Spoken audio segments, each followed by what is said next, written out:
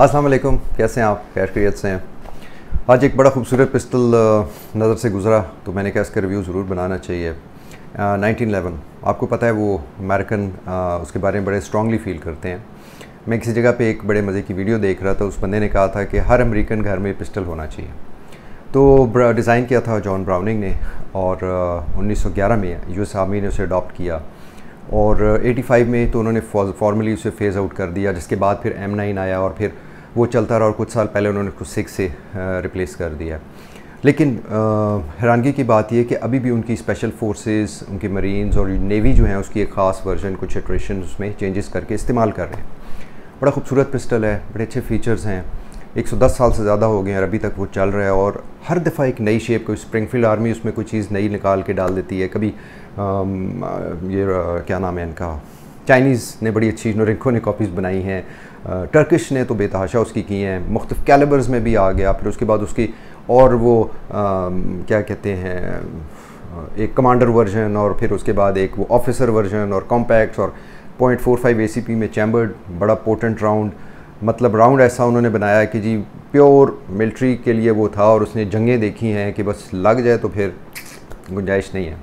और ये पिस्टल ज़ाहिर बात है जंगों में इस्तेमाल भी तहाशा हुआ, first world war, second world war, दरमियान में जितनी छोटे मोटे उनके आए, फिर उसके बाद चलते चलते इवन ये कोरियन वॉर, वियतनाम वॉर, हर जगह पे वो यूज़ हुआ है और बैटल प्रूवन है, ज़ाहिर बात है उस तरीके से। और उसके बाद अगर आप वैसे स्टडी करें तो इवन कोई रेफरेंसेस मिले थे फॉकलैंड वॉर में और आखिर में आते हुए इवन जो ये जितने भी हमारे मिडल ईस्ट में फटे शटे जितने इनके चल रहे थे उनके, तो वो उसमें भी इस्तेमाल हुआ और अफ़गानिस्तान और इन सारी जगहों पे। तो इन ऑल कोई मेरे ख्याल में कोई 25-30 जगहों पे जंगें शंगें हुई जहाँ पे इस्तेमाल हुआ। तो बैटल प्रूवन जो पिस्टल्स होते हैं वो उनकी एक अलग वैल्यू होती है। मिसाल के तौर पे टोकरेव, मिसाल के तौर पे वेबलिन स्कॉट रिवॉल्वर, मिसाल के तौर पे मैक्रोफ पिस्टल, ये सारे वॉर्स में इस्तेमाल हुए हैं एज ऑफिशियल साइड आर्म्स मुख्तलिफ जगहों के। तो जहाँ पे ब्रिटिश यूज़ कर रहे थे वेबलिन स्कॉट 38 में चैम्बर्ड, जहाँ पे रशियंस फॉर एग्जांपल मोहसिन नगांड की कोई थी, अब उनको रिवॉल्वर टाइप था, वो दे डोंट बिलीव, मेरे ख्याल में बहुत ज़्यादा वो शौकीन नहीं थे। बाद में आया था टोकरेव वगैरह 30 में यूज़ कर रहे थे।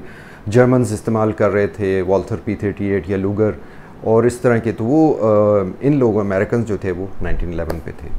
तो ये एक छोटा सा प्रीमा हिस्सा था। और अच्छा, उसके बाद एक और बात ये थी कि चाइनीज़ ने भी तहाशा उसकी वजह बनाई, टर्किश ने बनाई और बड़ी खूबसूरत बनाई। तो जिस पिस्टल की हम आज बात कर रहे हैं उसका नाम है गिरसान MC1911S और बड़ा खूबसूरत पिस्टल है। मैं तो ये कहूँगा कि खूबसूरती में उसके पहले 100 नंबर है, बाकी चीज़ें बाद में आएंगी। तो एक छोटे से इस इंट्रो के बाद चलते हैं और उस पिस्टल को देखते हैं। थैंक यू जी भाई। तो हम बात कर रहे थे गिरसान MC1911S, ये डब्बा है इसका और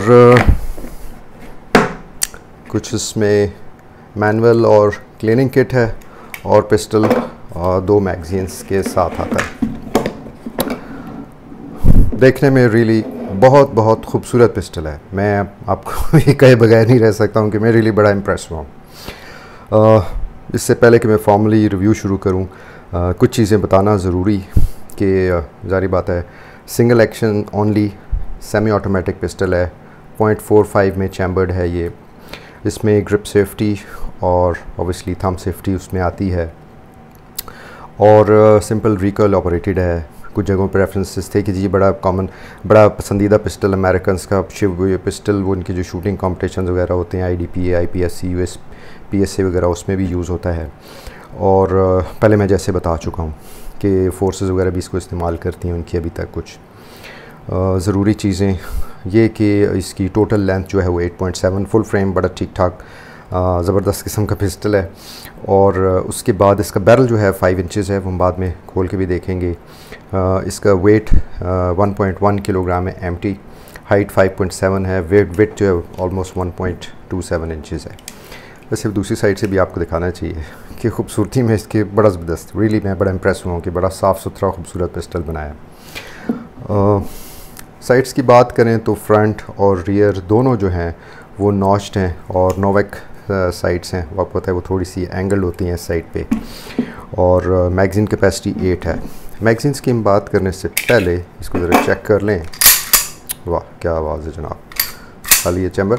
अच्छा जी, तो ये इटालियन 8 राउंडर मैग्स हैं और ये एक्ट मैग ज़बरदस्त। ये कोई इटालियन कंपनी है, उसके डिज़ाइन है, मेड इन इटली, मेड उनके बने हुए हैं। और खूबसूरत अच्छा मेटालिक बड़ी अच्छी फिनिश वाले मैगज़ीन्स हैं 2। अच्छा, उसके बाद हम पिस्टल की तरफ आ जाते हैं। तो एक साइड से मैं शुरू कर देता हूँ कि एक तो फुल फ्रेम पिस्टल है, आपको पता चलता है सही मर्दाना टाइप इसकी जो है वो होल्ड है। और सिंगल एक्शन ओनली फीचर्स में मैं पहले भी बता चुका हूँ कि बाय डिज़ाइन ये ऐसा है।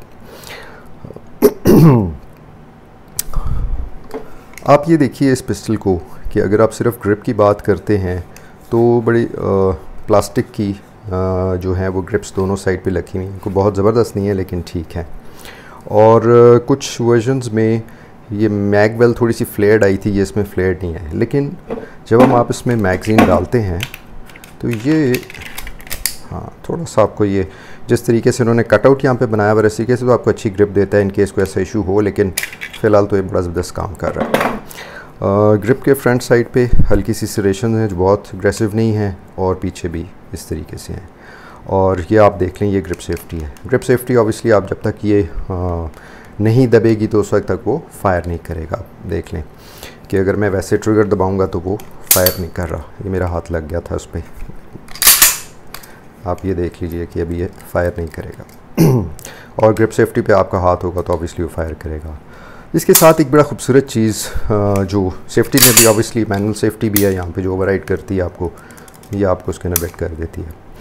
और दूसरी बात मैं ये कहूँगा कि ये बीवर टेल बहुत खूबसूरत और ज़बरदस्त है। एक तो वो खूबसूरती में इसको इजाफा करती है, दूसरी बात इसकी ये है कि जो आप इसको ग्रिप करते हैं, क्योंकि 0.45 बड़ा पोटेंट राउंड है तो आपको फ्लिप मिलेगा, इसमें मज़ल फ्लिप मिलेगा। और थोड़ा सा एक तो वो भी कंट्रोल, और दूसरा मैंने ये देखा है कि ये बीवर टेल या इस तरह की थोड़ी सी प्रोट्रूजन जो उसका फ़ायदा एक ये भी होता है कि आपको ये जो स्लाइड बाइट का ख़तरा होता है ना वो भी नहीं होता, कि आपका पिस्टल आपका हाथ कभी भी इस जगह से ऊपर नहीं जाता। और बड़ा वो ख़तरनाक होता है बिकॉज ये बड़ी स्पीड से स्लाइड पीछे आता है जब आप फायर करते हैं। तो ये भी एक अच्छा फ़ीचर होता है और एक बड़ी खूबसूरत किस्म की एक इसको एक लुक देता है ये इस तरह की, इसको अंग्रेज़ी में ये लोग कहते हैं अप स्वेप्ट बीवर टेल, तो वो बड़ी रियली बहुत खूबसूरत लगता है।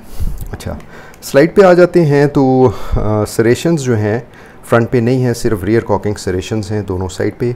बहुत ज़बरदस्त किस्म की जो है वो स्टेनलेस स्टील की फिनिश है साइड्स पे, लेकिन एट द सेम टाइम ऊपर टॉप पे और जितना भी फ्रेम है वो सारा वो एक किस्म की मैट सी उन्होंने उस पर फिनिश दी हुई है जो कि बहुत खूबसूरत लगती है और देखने में और ज़बरदस्त। दूसरी बात जितने भी हैं ये ऑल स्टील पिस्टल है और ऑब्वियसली हैमर फोर्ज्ड है सारा। सो 4.5 के लिए आपको वैसे भी ज़रा फ्रेम जो है ना वो तकड़ा ही चाहिए होता है, और ज़ाहिर बात है स्लाइड भी और इस तरीके से, क्योंकि पोटेंट राउंड है जिस तरह मैं पहले भी कह चुका हूँ। साइड्स की बात करते हैं तो सिंपल 3 डॉट सिस्टम है और नोवेक की साइड्स हैं और साइड पिक्चर आपको अच्छी मिलती है। कोई उसमें इस तरह का ट्रिटियम या कोई ऐसी चीज़ नहीं है।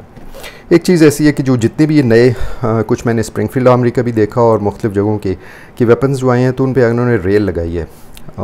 क्यों लगाई है उनकी मर्ज़ी है। मेरा अपने अंदाजे में ये 1911 की थोड़ी सी लुक्स को जो है ना वो ट्रेडिशनल जो लुक्स हैं उससे हटा देता है, इतना खूबसूरत या बहुत ज़्यादा खूबसूरत नहीं रहता वो। ये मेरा अपना कहने का वो है, लेकिन हो सकता है ज़ाहिर बात है कुछ लोग होते हैं जिनको पसंद होती हैं ये चीज़, तो ऑब्वियसली हर एक की अपनी पसंद है, वो वाली बात है। उसके बाद आ जाते हैं हम ट्रिगर पे। तो बड़ा ज़बरदस्त ट्रिगर है, मैं बड़ा इम्प्रेस हुआ इस वजह से कि आप ये देखिए कि वाह, मतलब है कि एक तो बहुत ही छोटा इसका ट्रेवल है, हार्डली मेरे ख्याल में इट्स लाइक 3-4 मिलीमीटर्स, लेकिन उसके बाद खड़क करके इस तरह ब्रेक आता है।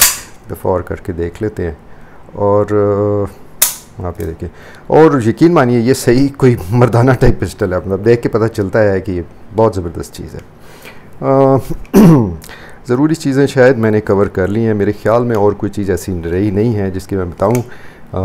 ट्रिगर गार्ड में काफ़ी जगह है, उसका खैर इतना ज़्यादा रोल भी नहीं है, इधर कोई सरेशंस वगैरह नहीं है, और बाकी आप पिस्टल देख सकते हैं।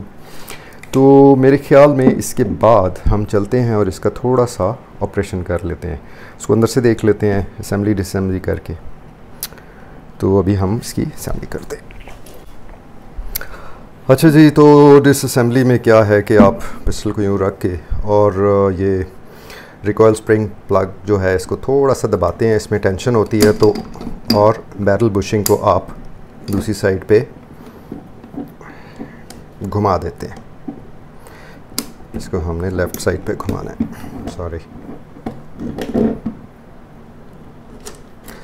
और ये इस पे हाथ रखी रखना है, वरना ये छलांग मार के बाहर निकल आएगा। तो ये आपका जो है रिकॉयल स्प्रिंग प्लग जो है बाहर निकल आता है। उसके बाद आप ये देखिए कि यहाँ पे एक तो ये स्लाइड स्टॉप के लिए है और ये इसकी डिसेंबली की नॉच है। तो नॉच को आप पिस्टल को यूँ पकड़ के थोड़ा सा इधर ला के आप अलाइन करते हैं इसके साथ एग्जैक्ट इस पॉइंट पे, और यहाँ से इसको दबा के ये बाहर निकल आते हैं और आप स्लाइड को बाहर निकाल लेते हैं। सो ये बेसिक जो आपकी क्लीनिंग है उसके लिए ये रिकॉयल स्प्रिंग आ गया। ये इसका गाइड रॉड है। और फिर दूसरा काम आप क्या करेंगे कि बुशिंग को आप दूसरी साइड पे घुमा के और बाहर निकाल लेंगे, और जो बैरल है उधर से आके, तो बड़ा खूबसूरत ज़बरदस्त किस्म का हैमर फोर्ज्ड और क्रोम लाइन और स्टेनलेस स्टील पॉलिश्ड बैरल है, ज़बरदस्त। और ये आपका स्लाइड है जनाब, बेतहाशा। ये भी कोई इस तरह की इसमें मुझे टूलिंग मार्क से कोई ऐसी चीज़ नज़र नहीं आई, बड़ा खूबसूरत इसका, ज़बरदस्त। और ऑब्वियसली ये फ्रेम है, अंदर आप देख सकते हैं किस तरह का ये बीफ टप है, बड़ा मोटा सा मोटा ताज़ा। तो ये बेसिक पिस्टल है आपका जी। और वापस जोड़ने के लिए थोड़ा सा ट्रिकी हो जाता है ये कभी कभी। और बैरल आप पहले डालेंगे उसके बाद आप ये बुशिंग डाल के और इसको वापस घुमा देंगे लेफ़्ट साइड पे। और उसके बाद आपका ये गाइड रॉड जो है वो यहाँ पे यूँ आ जाता है, जो इधर बैठ जाएगा।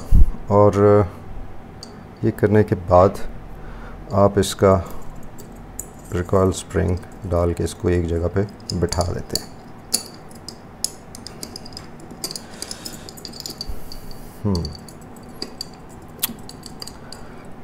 और ये चीज़, चलें जी, आपका पिस्टल अभी असेंबली के लिए तैयार हो गया है। अब इस स्लाइड और फ्रेम को आपस में अंदर घुमा के इसको आप थोड़ा सा आगे लाते हैं, और जहाँ पर ये आपको बैरल इसके साथ मिल जाए, ये पॉइंट है जहाँ पर ये बैरल का एक अंदर इसमें एक नॉच सी होती है, सुराख सा होता है, वो उसके साथ मिल गया तो आप स्लाइड स्टॉप को इसके अंदर डाल देते हैं। और दोबारा इस डिसअसेंबली नॉच को इधर दोबारा अलाइन करेंगे। अच्छा, आ गया।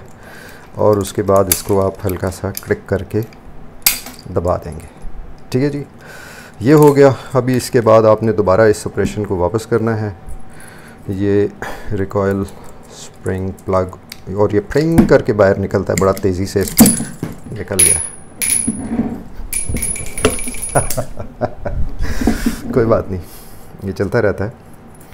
और अच्छा है, आप लोग दोबारा जब अपना करेंगे तो उसके लिए तैयार हो जाएंगे। और ये रिकॉयल स्प्रिंग प्लग को अभी दबा के और